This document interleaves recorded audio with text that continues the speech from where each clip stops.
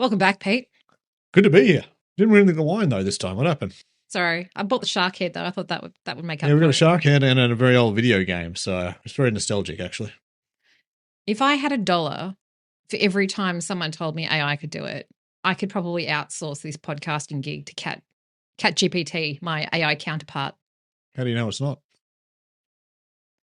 Oh, that just freaked me out for a moment. And still no robot assistant to do my expenses for me. So I thought today we would talk about generative AI. It's a hot topic. Hype, hope, happening, or is it here to stay? All of them? All four of them? Okay, talk me through it. How are we going to do that? One at a time? Well, spoiler alert, it's certainly not going anywhere, but it's not magic. No. Well, maybe we start with the hype. That's the first one, isn't it? So, like any big new piece of technology that we've ever seen, we're fortunate to have seen big 3 changes between the internet, the iPhone. Is this the next iPhone moment? Well, the reality is what we thought it might do and what it'll end up doing probably a long way apart. So there's a lot of hype around what it might do. There's a lot of misconceptions about what it might do. There's a lot of fear about what that looks like as well at the moment. But it's certainly the number one topic in the boardroom. Well, it's a topic everywhere. It's a topic at home with our kids. It's a topic at home at work. So it's everywhere. Like you can't avoid that conversation at the moment. I think you think about different events and the sort of, like this podcast, is it real or is it not real? Because, is it fake, been generated? Oh, it's very real. This is very real. My AI counterpart would not make as many mistakes as I do. No. And would have a much better voice for podcasting. Yeah, if you can fix that, that'd be good, actually. My voice. Not mine. So, yeah. So, look, so the hype side, absolutely. There's lots of ideas of what it is, and I think we're all going through that phase at the moment, and there are always going to be people at different ends of that spectrum about what it can and what it can't do. But I think there's some really exciting use cases where people are actually getting there and making a real difference with the technology, both at a very personal level and a very human level. I think part of the challenge with the hype is every vendor likes to slap the word AI on everything they do. And it's just creating this misconception. Like how many are actually using the technology in a way that it drives productivity benefit for people or makes life easier, not harder? Yeah, but I think we use AI in this general term because there's lots of different versions of it. Like we started talking about GenAI, which is around the ability for natural language, its ability for understanding, its ability to generate code or to generate summaries. But when you think about AI, well, that's not what we started with. We started with maybe what machine learning, what's next best action. So understanding the different types of so a lot of conversations we have with people is actually going, there's a spectrum here we need to work through, and different AIs is the right thing for different parts of the problems we're solving for. It's not one AI that fixes everything. We're not there. So we know there's hype, but I think there's definitely hope. Certainly, yeah. And we certainly see there's a lot of benefit in, and whichever type of AI you're looking at, there is a lot of upside into the way in which you can apply it to an organization and make lives easier. We see so much potential in just taking away some of the mundane work that none of us wake up in the morning and think, oh, hey, I want to go and fill out a form, or I want to go and, write up resolution notes. Yawn. Whoever wants to, no one comes out of uni thinking that's what they want to spend their time doing. So there's definitely a lot of potential for AI to take away the jobs we never wanted to do in the first place.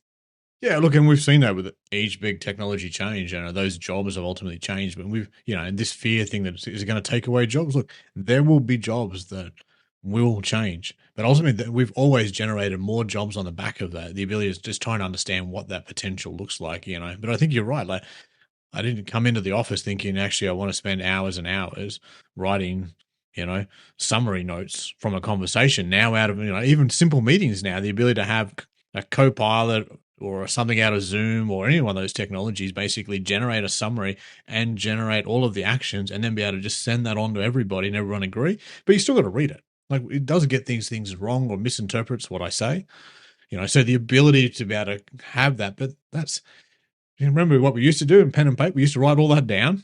Then we'd have to transcribe it into email. Then we have to get 10 other people to read it to make sure that was an accurate version of what was said. Now we've got an actual transcribed version that we can play out and capture all of those things. And I feel like even though that's only been in the market for less than a year, people now use it without thinking. Like how many meetings do we attend where we're not using AI to transcribe on our behalf? Yeah. Well, look, and it was not.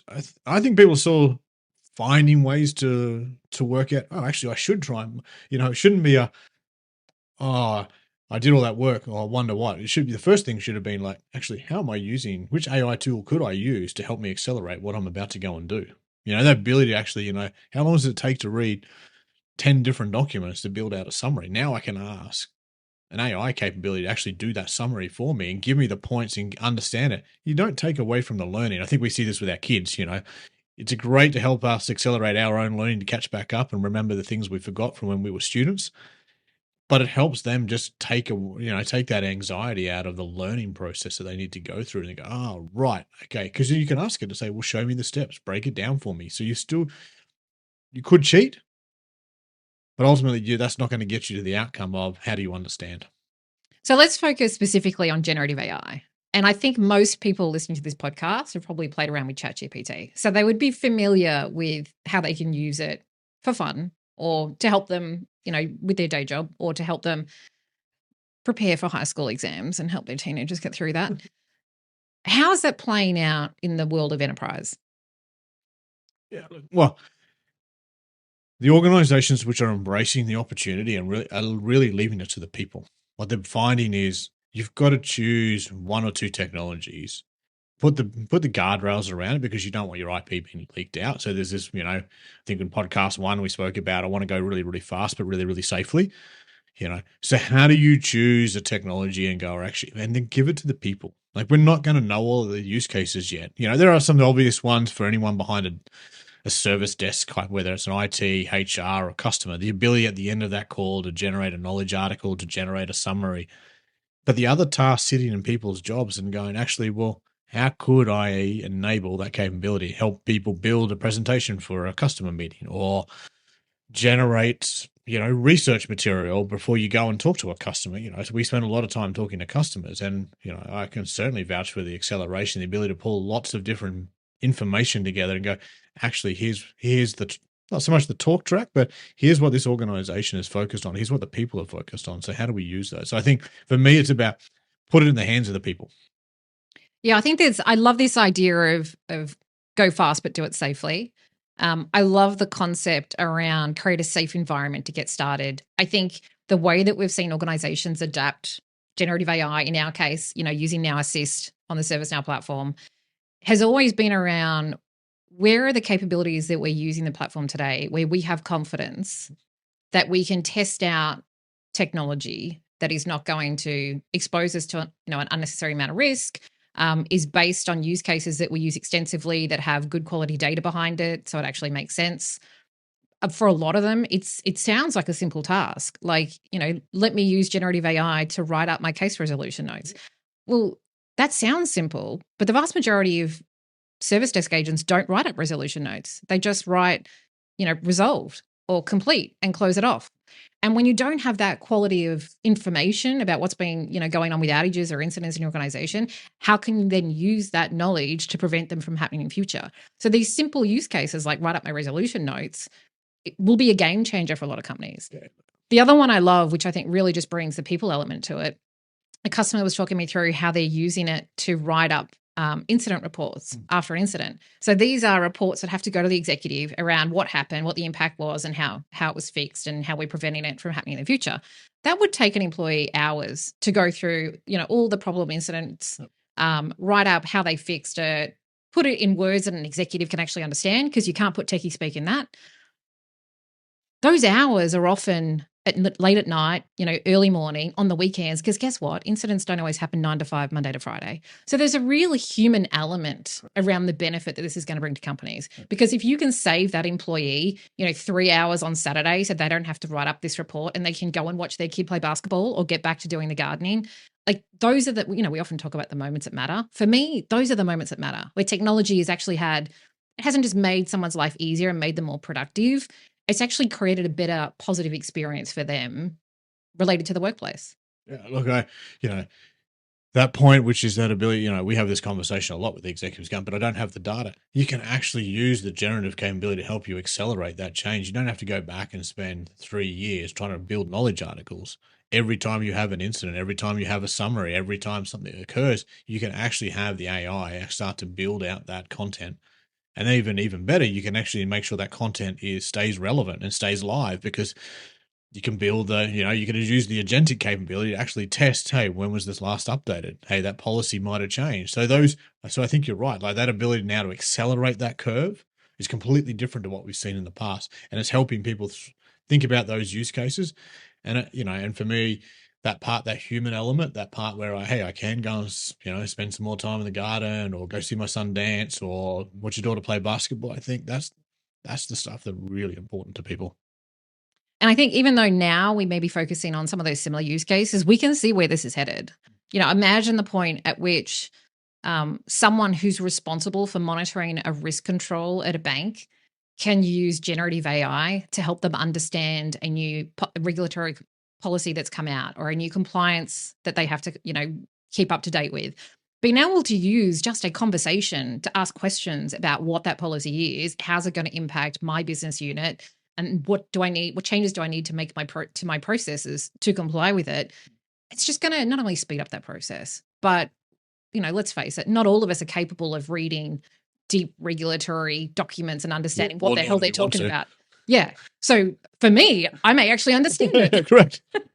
Well, but I think, to that point is then that ability to, the other way we think about it is you're a bit like having this silent collaborator in your pocket. So, you and I having a conversation, we always know we get a better outcome when we sit down and debate topics.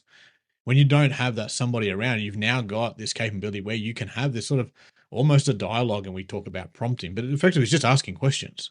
The more questions, and you spoke about, hey, I need to change this summary and take the technology talk out of it for an executive group. Well, it can do that. Right? You still got to read it, right? But you don't have to spend the hours trying to do all the extra piece of work to actually remove that complicity, to make it simple for people to understand. It's interesting that you bring up prompting, because I've been in quite a few boardroom conversations where people have raised their concern that we have to teach people how to prompt.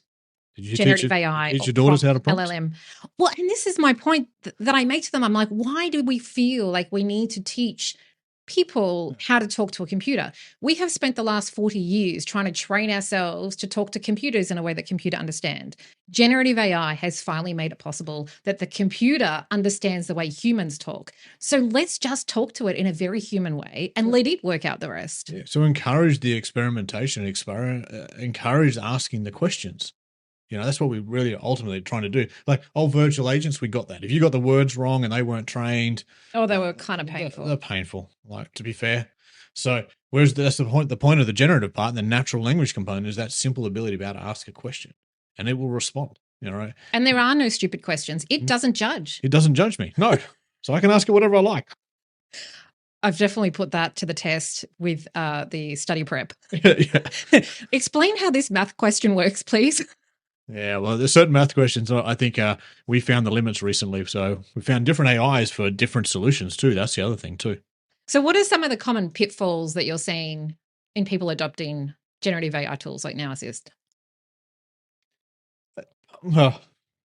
Again, it's a bit like text searching for a problem to go and solve. I think you've got to put, this one is one we don't just go out there with this idea of, hey, what are all the immediate benefits and how am I going to remove 55 jobs out of my call center? I think first thing is we've got to understand where it's going to have an impact in my organization. So put the technology in the hands of the people, allow them to experiment, allow them to start honing and finding out where the use cases are. So start with the use case. Don't start with the model. All right. And then you can start to think about, how do I start to measure the impact? So how much time am I saving? Well, how much are we increasing customer service empathy by? Because the fact we can actually spend more time in the deep conversations because we're not spending time in these task-driven exercises that we don't need to anymore. I think, and encourage a level of experimentation. There's no, you said there was no silly questions. It doesn't judge. Well, exactly right. So allow people the freedom to ask that.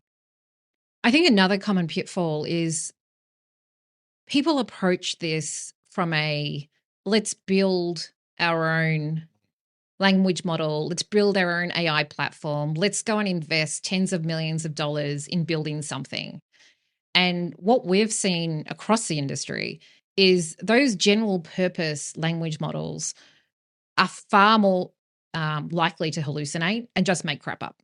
Whereas when you go down the path of leveraging something that is domain specific, that, has been already pre-trained based on context of what it is you're going to be asking it to do, your ability to get to value faster, your ability to get answers that actually have meaning, and I think more importantly, are tied into whether it's a platform or a capability that allows you to then take action from it.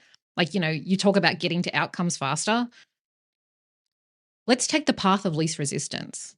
If a technology vendor has done all the work to train the capability to write resolution notes or to make a recommendation, take advantage of that. Put it to work for your organization. Do the 20% that you need to do to personalize it for, your style of banking or the telco market, that you're serving. But take every advantage you can have to get to value faster, because this technology is moving at such a fast pace. Anyone that wants to go and build their own system to do this is probably going to find a lot of tech debt and sunk cost. Yeah, I think there are different models for different outcomes in my mind. So, but you're right, rely on your big technology partners that have got these capabilities. They're putting the investment in because they know it's going to disrupt the way we work. We certainly see that here at ServiceNow and what we're doing. Where I think organizations might invest in their own models is where they have strategic advantage, whereas it is different to that organization and how they compete in the market. And you don't want that in a general purpose model that's available. So I think those are the areas where, but that's not you starting from ground up trying to build a whole natural language model. You're never going to do that at the scale of the other organizations that are actually currently doing that. I think the other big pitfall is cultural resistance. Like, we spoke about this on a different podcast, on another episode, but you have to bring people on the journey. There is so much fear that people have around, is my job not going to exist? Am I going to lose my job? If AI gets good enough to do it for me. The reality is we're going to be AI augmented, not AI replaced. Generative AI can take away a lot of those tasks that you don't want to do on a daily basis, but it can't replace humans. It can't take humans out of the loop. And we need to make sure that our employees understand that, so that they see the benefit of this change. That they don't feel like the change is happening to them. They feel like they have some control over the way in which the change is going to impact them. Yeah, and I think that what's going to happen when we free up this capacity in the organization, but I haven't found an organization that I talk to, I'm sure you're the same, which is, hey, we don't have enough people to do all the work we want to do. So how are we using that capacity to start tackling the other challenges that we've had? You've got great, smart people who've had organizational knowledge for years. Now we're arming them with a whole new tool set to basically go and solve problems that we weren't able to solve. And I think that's the really exciting opportunity about how we actually allow people to take this technology and start solving some of the other problems and innovation concepts that we haven't had the capacity to do because we're tied up in boring note-taking exercises and sending emails and having to spend hours creating them because it's going to a certain audience. Well, and isn't that the key? Like, if you're a company that expects to grow, like if you believe you're going to be successful and you're going to grow your market, or you're going to, invent new products, then you want to create capacity for scale. You don't want to keep throwing people at the problem. You want to be able to, if you can achieve the levels of automation, then your organization can grow based on what you're doing and still capture new revenue opportunities within the market. That's really exciting in my terms. So what do you think the signs are that someone's doing it the right way? Well, that's a tough one to throw out here. So we were at a dinner the other night, and I think someone captured it pretty well, which was, if you haven't started, you're already behind. All right. So you just, where have you been? Yeah, correct. Like, where have you? It's been a great holiday. Yeah, correct. I did have a nice holiday, actually. But ultimately, that is true. This is not something you sit on the sidelines. This train is going way too fast, and if it gets too fast, your ability to grab it will be gone. All right. Well, if you're standing on the station, it looks like it's going a lot faster than if you're on the train. Correct. Yeah. Moving with it. Yeah. So get on the train. That's step number one, I think, is, all right. For me, where I'm seeing the real value in organizations is they are allowing their people to experiment. They're allowing people to get out there and play with it, and allowing a safe place for people to come up with the ideas and the innovation. And where they can, they're allowing their organization across the enterprise to access these tools. So whether it's, we did the same thing with even our developers with the ServiceNow. We gave them different sets of tools. We weren't sure which one the right ones to help them accelerate their development. So we gave one. You gave them options. We gave them options, and then we worked it out from there. And so I think it's, how do you take those sort of ideas and think about it as well? I think for me, it's also when you see people focusing on outcome-driven use cases and not placing these massive bets. Yeah. And looking for fast time to outcome. You're not spending 12 to 18 months rolling out technology that is going to be so outdated by the time you finish. Yeah. You're focused on what are we doing today and how can we augment that and do it better, faster, smarter. I think the other big sign for me is, and you speak about this all the time, is making sure that we've got the guardrails in place, give them the freedom to play, but hey, these are the things you're allowed to do. These are the things you're not allowed to do. Not just to protect the organization, but to protect the people. Yeah. Like we have simple things that we know if you pop up to go use ChatGPT, it comes up with our policy around safe usage and what that looks like and all those things. And a lot of organizations are doing that well, but don't allow that to be the handbrake. All right. It can't just be the thing of, hey, don't do anything, because we see this in our own personal lives. The expectation is the same as always been in technology. I'm using the stuff at home. I expect to be able to come to work. And you've got a modern workforce or younger workforce coming in, and they're going to have the same expectations. We see it with our kids today. So, and I also love that we're putting the guardrails into the technology. So it's such a small thing, but the Now Assist Guardian that protects people from putting in really stupid prompts or really nefarious prompts or accidentally sharing customer data and sending that off to an AI model. Yeah. I love that we've put those safeguards into the technology itself. But we didn't have those day one either. So I think that's the other big thing, is there's just that part that we're adapting as evolving and going, actually, here's how we can make it easier for people to evolve and use and test and learn and try this technology within a safe space. And that's the beauty of the platform, which is we know we can actually manage that risk for you. We can control where your data is going. And now we're able to control the sensitivity of the data being transported as well. So I think that's a big thing. The other sign that people are doing it right is when employees turn around and say, this is actually making my life easier. Like, isn't that just such an simple test? Because if you're putting all this work into rolling out generative AI and your employees are sitting there going, yeah, I don't use it because it doesn't help. Yeah. Well, you've missed the boat. You've not chosen the right use cases. You've not focused on outcomes. You've just implemented technology for technology's sake. Yeah, back to, hey, I can buy technology, but I can't buy transformation. So absolutely. So generative AI, I feel like we're shifting from co-pilots onto autonomous agents. Mm-hmm. That's obviously now a real focus for the market. Yep. So yes, generative AI is happening and it's here to stay, but I think it's become the wedge into something that's going to add incredible value to an organization, mm-hmm. where we're not just interacting with technology using natural language, but technology is helping us make recommendations, make decisions on our behalf when those decisions are not risky or critical to the business, and then going off and taking action.